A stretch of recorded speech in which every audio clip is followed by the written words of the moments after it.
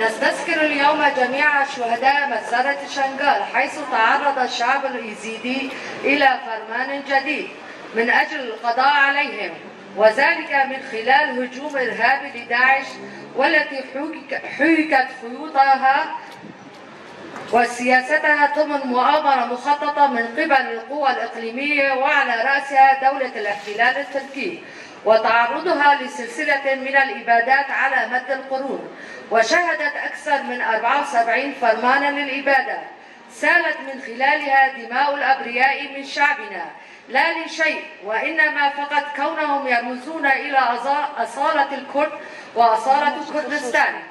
وهي بداية ثورة عصرية جديدة لإعادة الروح والانبعاث للمجتمع اليزيدي وبناء تنظيمه عبر تشكيل مؤسسات ديمقراطية وتشكيل وحدات المقاومة الذي دحر الإرهاب وحرر شنغال من رجس الإرهاب الداعشي. وإن الشعب اليزيدي تاريخه حافل بالمقاومة والكفاح. وهنا نلاحظ تكرار هذه الإبادة من جديد بحق الأقليات في سوريا، وما يحصل في الساحل، وكذلك في سويداء بحق الشعب الدرزي، وسفك دماء الأبرياء بيد الفصائل الجهادية. ونحن كشعوب المنطقة سوف نبقى نناضل ونتسلح بفكر القائد من أجل الحصول على حياة كريمة يسودها العدالة والديمقراطية بجميع مكوناتها وطوائفها.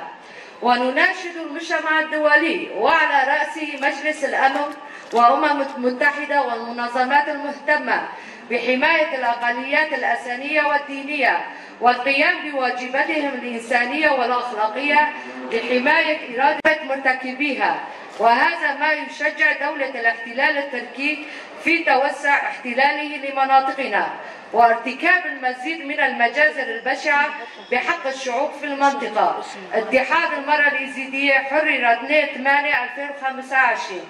شاهد نومرن، شاهد نومرن، شاهد نومرن، شاهد نومرن، شاهد نومرن.